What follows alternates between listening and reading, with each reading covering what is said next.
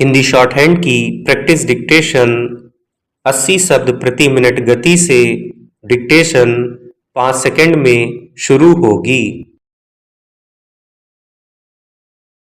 Start. एक समय था जब सूचनाएं समाज तक पहुंचने से पहले सत्यापन, संपादन और विवेक की अनेक कसौटियों से गुजरती थी। अखबारों, रेडियो और टेलीविज़न के माध्यम से प्रसारित समाचारों के पीछे पत्रकारिता की नैतिकता और संपादकीय उत्तरदायित्व होता था। सूचना का प्रवाह भले ही आज की तुलना में धीमा था, लेकिन उसकी सबसे बड़ी शक्ति उसका भरोसा था। मगर डिजिटल क्रांति ने संचार की इस पूरी संस्कृति को बदल दिया है। आज कोई अफवाह, अधूरा वीडियो, कृत्रिम बुद्धिमत्ता से तैयार तस्वीर, किसी भाषण का काट-छांट किया गया अंश या किसी गुमनाम व्यक्ति की पोस्ट कुछ ही मिनटों में लाखों लोगों तक पहुंच जाती है।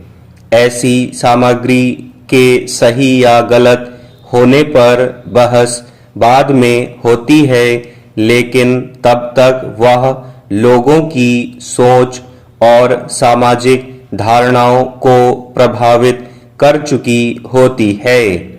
इसलिए आज की सबसे बड़ी चुनौती केवल झूठी सूचनाओं का प्रसार ही नहीं, बल्कि सत्य के प्रति समाज के भरोसे का कमजोर पड़ना भी है। निस्संदेह डिजिटल माध्यमों ने संवाद को अधिक लोकतांत्रिक बनाया है। साधारण नागरिक भी घटनास्थल से तत्काल तस्वीरें और वीडियो साझा कर सकता है। प्राकृतिक आपदाओं के दौरान राहत कार्यों का समन्वय तेज हुआ है। छोटे उद्यमियों को नए अवसर मिले हैं। कलाकारों और लेखकों को वैश्विक मंच मिला है तथा शिक्षा एवं शोध भौगोलिक सीमाओं से काफी हद तक मुक्त हुए हैं। जिन समुदायों की आवाज कभी मुख्य धारा तक नहीं पहुंचती थी, उन्हें भी अपने विचार रखने का अवसर मिला है। मगर तकनीक की यही शक्ति उसकी सबसे बड़ी चुनौती भी बन गई है। डिजिटल मंचों की कार्यप्रणाली का उद्देश्य अक्सर सत्य की खोज से अधिक लोगों का ध्यान आकर्षित करना होता है। इसलिए संतुलित विश्लेषण की तुलना में सनसनी तर्क की अपेक्षा भावनाएं और तथ्यों की तुलना में उत्तेजक सामग्री अधिक प्रभावशाली हो जाती है।